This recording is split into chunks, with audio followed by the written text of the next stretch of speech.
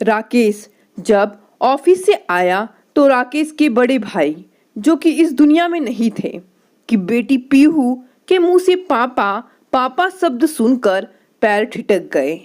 मुस्कुराकर राकेश पीहू को गोद में उठाकर प्यार करने लगा और पीहू से खेलने लगा।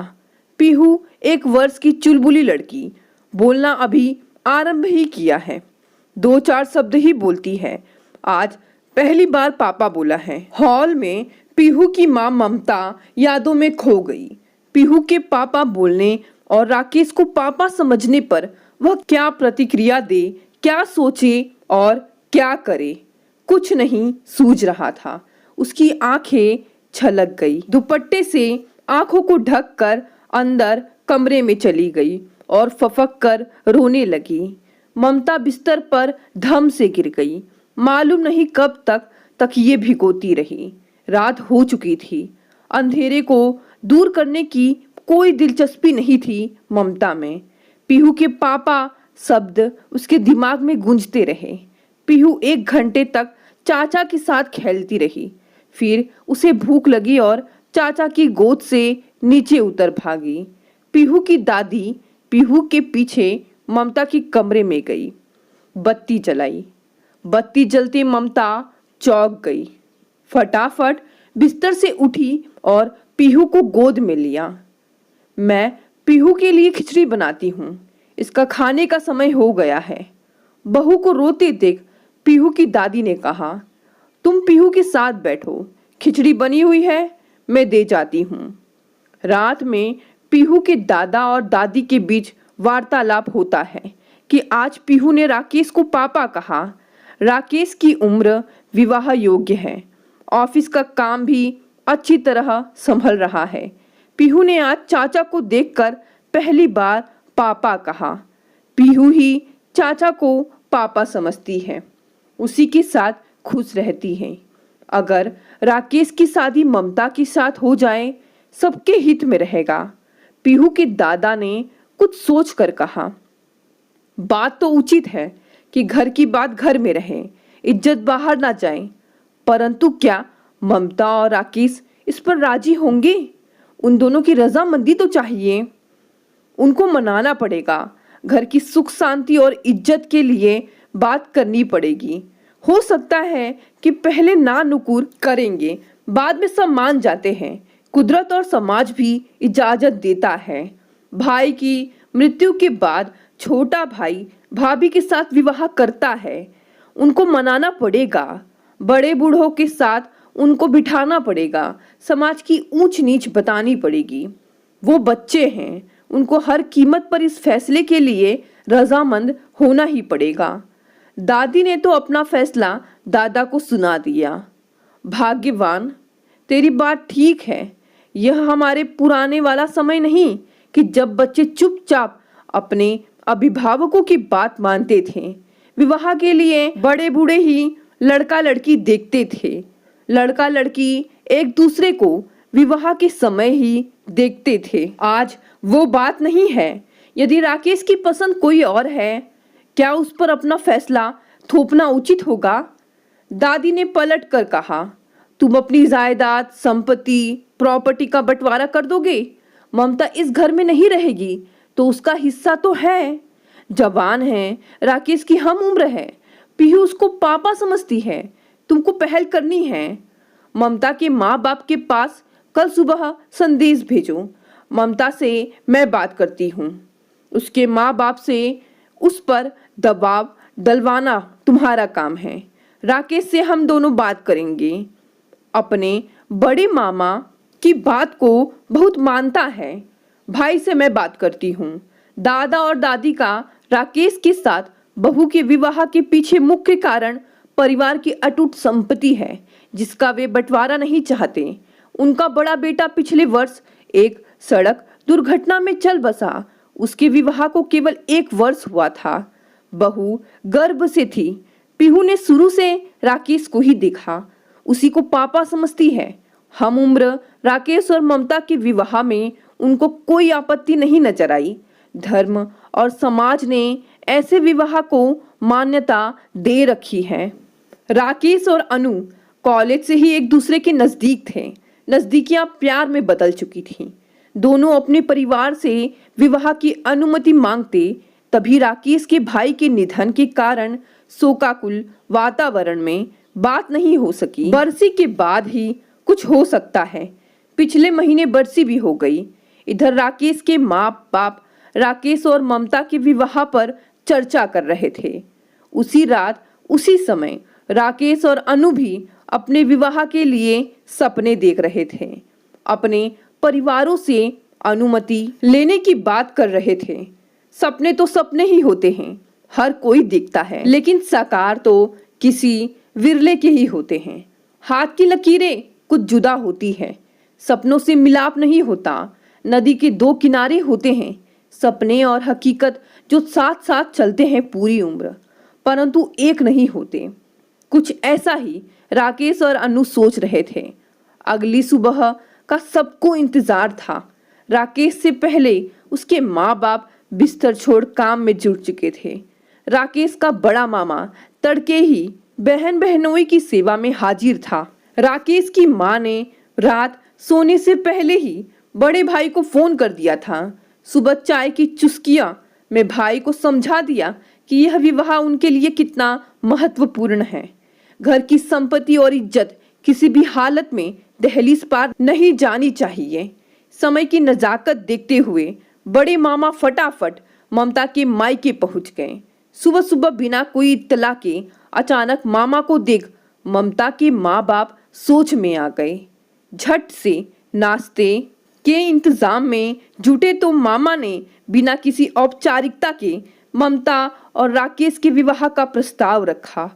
कुछ चुप्पी के पश्चात उन्होंने मामा से पूछा कि क्या ममता से बात की? पहले तो आपकी रजामंदी होनी चाहिए, फिर बेटी से बात आप कीजिए। वक्त का तकाजा है।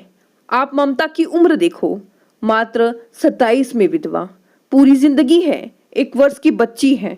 हमारे परिवार को कोई आपत्ति नहीं, आपको भी नहीं हो सकती, मुझे ऐसा प्रतीत होता है।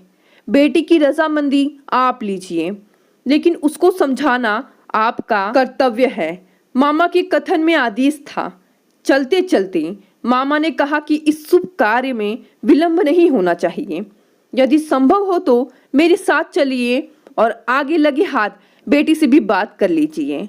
मामा कोई समय नहीं देना चाहते थे जिससे कोई विघ्न ना पड़े। ममता के माँ बाप कुछ सोचे उससे पहले मामा ने कहा, कार में बातें कर लेंगे, चलिए। शून्य भाव से ममता के माँ बाप मामा के साथ कार में बैठ गए। ममता का राकेश के साथ विवाह का प्रस्ताव उनको भी भाया। विधवा बेटी के पुनर्विवाह में अड़चन आ सकती है। आज तो उसके सास ससुर खुद विवाह को राजी हैं। यदि वे प्रस्ताव ठुकरा देते हैं तब हो सकता है कि उसको मायके जाने को कह दे। ममता के भाई बहन क्या पूरी जिंदगी उसका साथ दे सकेंगे? कार में बैठे ममता के माँ बाप इस निर्णय पर पहुंच गए कि ममता के सुखमय भविष्य के लिए ममता और राकेश के विवाह का प्रस्ताव स्वीकार कर लिया जाए। ममता के घर पहुंचकर उसके सास ससुर से औपचारिकता पूर्ण बात हुई। ममता की माँ बेटी से बात करने उसके कमरे में चली गई और पिता राकेश के पिता से बातचीत करते रहे। ममता प्रस्ताव सुनकर असमंजस में पड़ गई कि क्या उत्तर दें। आखिर बेटी पीहू की खातिर उसने हाँ कर दी। मात्र 27 की उम्र में विधवा होना किसी श्राप से कम नहीं। पिता की कमी पीहू को रहेगी। उसके सास ससुर के बाद राकेश और उसका परिवार क्या उसको घर में मान सम्मान देगा? उसकी घर में क्या हैसियत होगी? क्या दूध में मक्खी की तरह उसको निकाल दिया जाएगा? उसकी इस घर में और अपने घर में क्या स्थिति होगी? उसकी अपनी ज़रूरतें क्या सारी जिंदगी मन मार कर बितानी पड़ेगी? अनिश्चित भविष्य से अच्छा इस विवाह के प्रस्ताव को कबूल करना ही ठीक रहेगा। जब दोनों परिवार इस मिलन को स्वीकृति दे रहे हैं तब उसको इस रिश्ते में बंध जाना चाहिए। हालांकि उसने कभी देवर को पति के स्थान पर नहीं देखा। प्रकृति और समय के आगे चाहे अनचाहे कभी उन कार्य को पूरी उम्र करना पड़ता है और रिश्तों को निभाना पड़ता है। शुरुआत भले अनचाहे हो, कुछ समय बाद रिश्तों की गहराई में डूब जाता है। हर गम को भूलकर नए रिश्ते बनाता चला जाता है और समर्पण के साथ निभाता जाता है। मानव प्रवृत्ति को खुद मानव नहीं जान सका है। दोनों परिवारों ने राकेश और ममता के रिश्ते को मान्यता दे दी। राकेश जब नाश्ते के लिए अपने कमरे से निकलकर हॉल में आया तो मामा सोफे पर बैठे चाय की चुस्कियों के साथ अखबार पढ़ रहे थे। मामा कब आए? कहता हुआ राकेश अपने प्रिय मामा की बगल में बैठ गया। मुबारक हो भांजे, बहुत बहुत बधाई। बहुत क्या, लख लख बधाइयाँ, कहते हुए मामा ने राकेश का हाथ पकड़कर जोर से हिलाया। किस बात की बधाई दे रहे हो? राकेश ने मामा के हाथ से अखबार लिया और सुर्खियां पढ़ने लगा। भाई, तुम्हारी शादी की बधाई दे रहा हूँ। मामा, मजाक करने के लिए सुबह और कोई नहीं मिला? मजाक नहीं, सही कह रहा हूँ। हमने तुम्हारी शादी पक्की कर दी है। शादी मेरी और मुझे नहीं मालूम? मामा, मुझे खींचो मत। लो, इसमें खींचने की बात नहीं है। सचमुच में हमने तुम्हारी शादी तय कर दी है, मेरे से बिना पूछे। राकेश अभी भी मामा का मजाक ही समझ रहा था। तभी राकेश के माता पिता भी हॉल में आ गए और बहू को नाश्ता लगाने को कहा। इससे पहले राकेश कुछ समझ सकता, उसके माता पिता दोनों एक साथ बोले, मामा, तुमसे मजाक नहीं कर रहे थे, यही हमने सोचा है और दोनों परिवारों की रजामंदी भी इसी में है। हमने तुम्हारा विवाह ममता के साथ तय किया है। ममता सुनकर राकेश स्तब्ध रह गया। पर माँ, वो तो मेरी भाभी है और आपने मेरे से पूछा भी नहीं। राकेश ने विरोध जताते हुए कहा, कुछ बातें घर के बड़े तय करें, इसमें सबकी भलाई होती है। विवाह जैसे गंभीर मामलों में बड़ों की राय सदा गुणकारी और लाभदायक होती है। हमारे परिवार में शादियां हमेशा बड़े बूढ़ों ने तय की हैं। पिताजी की आवाज में एक तरह से आदेश था, परंतु आजकल हर कोई अपनी पसंद से विवाह करता है, चाहे लड़का हो या लड़की, दोनों से पसंद पूछी जाती है। लव मैरिज में ही सबसे अधिक तलाक होते हैं। जहां माँ बाप शादी तय करते हैं, जोड़े निभाते हैं और पूरी जिंदगी का सफर मिलकर तय करते हैं। कहीं झगड़ा होता भी है तो बड़े बूढ़े मार्गदर्शन करते हैं और सुलह हो जाती है। लव मैरिज में जरा सी खटपट हुई नहीं, तलाक की नौबत आ जाती है। दोनों में सुलह कराने कोई बीच में नहीं पड़ता। पापा, मैं किसी और से प्यार करता हूँ और आपसे उसके बारे में बात करना चाहता हूँ। प्रेम शादी से पहले नहीं, बाद में होता है। जिसे तुम प्यार कहते हो वह सिर्फ आकर्षण होता है। मेरा और तुम्हारी माँ का प्रेम आज तक कायम है और हर रोज गाढ़ा होता है। तुम अपने चहेते मामा से पूछो कि क्या वो तुम्हारी मामी से प्यार नहीं करते हैं। मामा ने हाँ में हाँ मिलाई। राकेश, जीजाजी बिल्कुल ठीक कहते हैं। असली प्रेम का क्या होता है, उसकी अनुभूति विवाह के बंधन में बंधने के बाद होती है। हर रोज एक नया और ताजा प्रेम। भांजे, जीजाजी की बात में दम है। मामा, तुम भी पापा की हाँ में हाँ मिला रहे हो। मेरी तो सुनो, हमने सबके भले की सोच कर ही यह निर्णय लिया है। तुम और ममता एक उम्र के हो, दोनों सुंदर हो। पीहू तुम्हें अपना पिता समझती है, लेकिन मैं ममता को भाभी की तरह देखता हूँ। राकेश ने रिश्ते को नकारने के लिए कहा। राकेश, तुम पत्नी की तरह देखो ममता, अब तुम्हारी पत्नी है। बस शुभ मुहूर्त निकलवा कर तुम दोनों की शादी होनी है। तब तक समय है, पत्नी की तरह देखना आरंभ करो, क्योंकि यही हमारे परिवार के हित में है।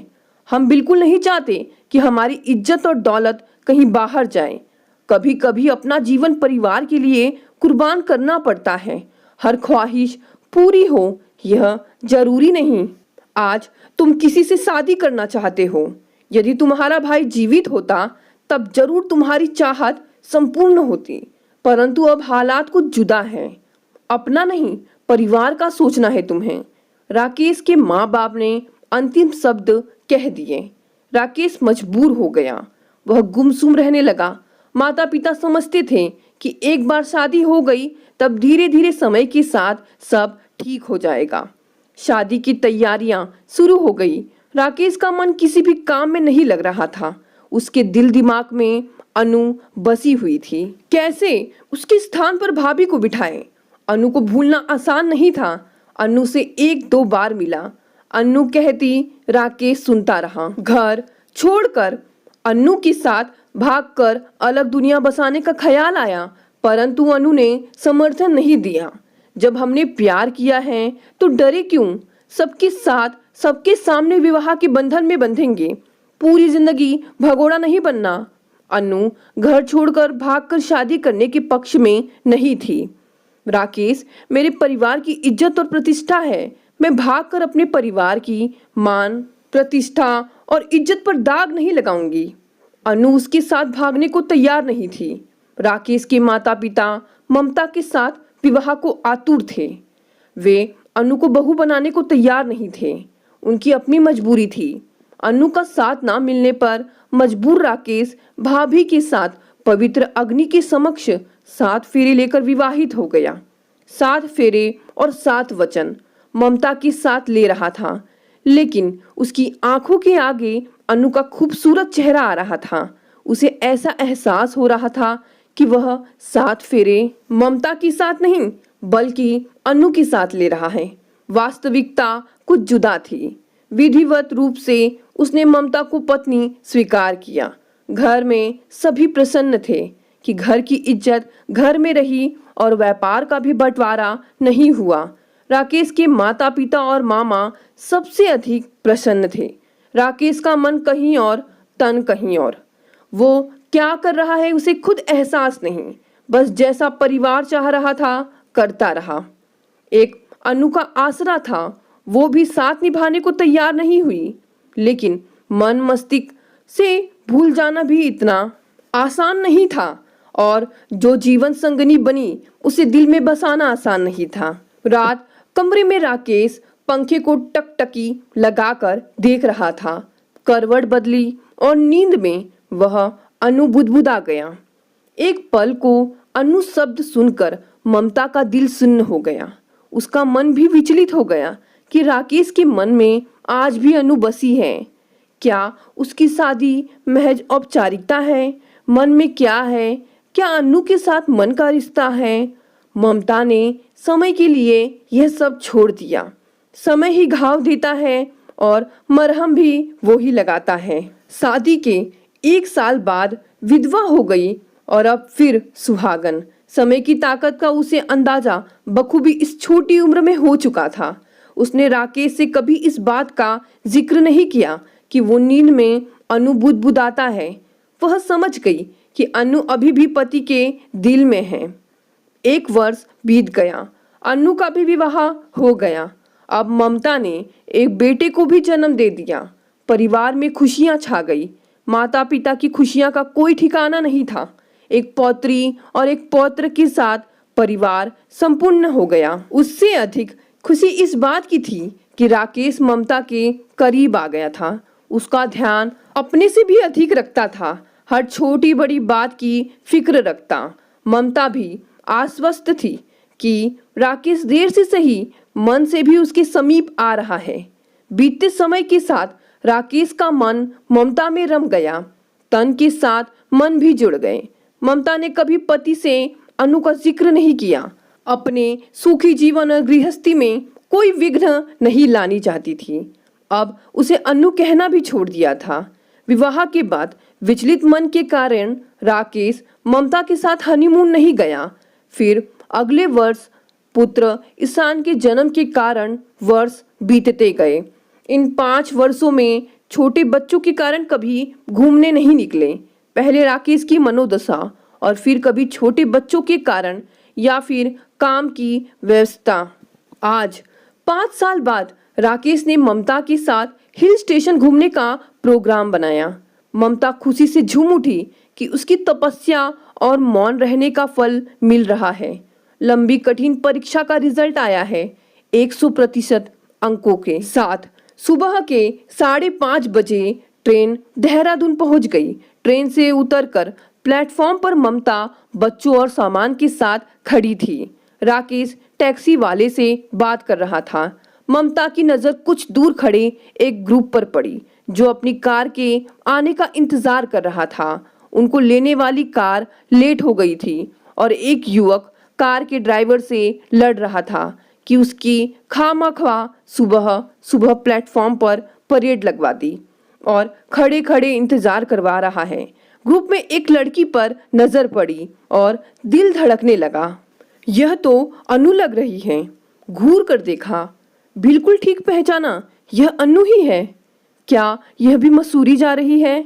सोचकर ममता परेशान हो गई कि कहीं आमना सामना हो गया फिर क्या होगा। राकेश क्या करेगा? जिस मन का जुड़ाव बहुत मुश्किल से हुआ उसका क्या होगा? तभी राकेश ने ममता का हाथ पकड़ा। अरे सुबह सुबह नींद नहीं खुली क्या? क्या सोच रही हो? टैक्सी में बैठो। सामान रख दिया और बच्चे भी टैक्सी में बैठ गए। राकेश और ममता टैक्सी में बैठे और टैक्सी मसूरी की ओर रवाना हो गई। ममता ने चैन की सांस ली कि पति ने अनु को नहीं देखा। 1 घंटे के भीतर मसूरी के रिसोर्ट में पहुंच गए। खूबसूरत छोटी छोटी कॉटेज में बनी हुई थी। एक छोर की कॉटेज में राकेश और ममता ठहरे। थकान के कारण दोनों बच्चे सो गए। कॉटेज के बाहर लॉन में राकेश बैठ गया और सामने प्रकृति का सौंदर्य निहार कर मुग्ध हो गया। एक लंबे अरसे के बाद सुकून के साथ राकेश छुट्टियां व्यतीत करने आया। ममता नहाकर लॉन में आई और दोनों के प्रेम वार्तालाप में ब्रेक बच्चों के उठने के साथ लगा। दोनों कमरे में मम्मी मम्मी पापा पापा चिल्लाने लगे। ममता भागकर बच्चों के पास गई। राकेश भी नहाने के लिए गुसलखाने चला गया। राकेश के बाद दोनों बच्चे पीहू और ईशान भी नहाकर तैयार हो गए। वे सब नाश्ता कर रहे थे कि पास की कॉटेज से शोर आने लगा, जैसे कोई लड़ रहा हो। वो आपस में बातें कर रहे थे कि किस बेवकूफ ने इंतजाम किया। पहले देहरादून रेलवे स्टेशन पर कार देर से पहुंची, फिर रास्ते में खराब। 2 घंटे बाद दूसरी कार आई, 2 कारें और दोनों खराब हो गई। सारा मूड खराब कर दिया। 1 घंटे का सफर 5 घंटों में पूरा हुआ। एक पैसा नहीं देंगे। ट्रैवल एजेंसी से लड़ रहे थे कि कोई पेमेंट नहीं करेंगे। टैक्सी वालों के साथ पेमेंट न देने के कारण झगड़ा हो रहा था। रिसोर्ट के मैनेजर बीच बचाव कर रहे थे। क्या अनपढ़ गवार और फूहड़ लोग के साथ कॉटेज में आ गए हैं। सारे रोमांटिक मूड को खराब कर दिया। राकेश ने टोस्ट पर मक्खन लगाते हुए कहा, छोड़ो तुम उनकी बातें, हम अपना मूड क्यों खराब करें। ममता ने चाय का प्याला राकेश को देते हुए कहा। दोस्तों, कहानी यहीं समाप्त हो गई।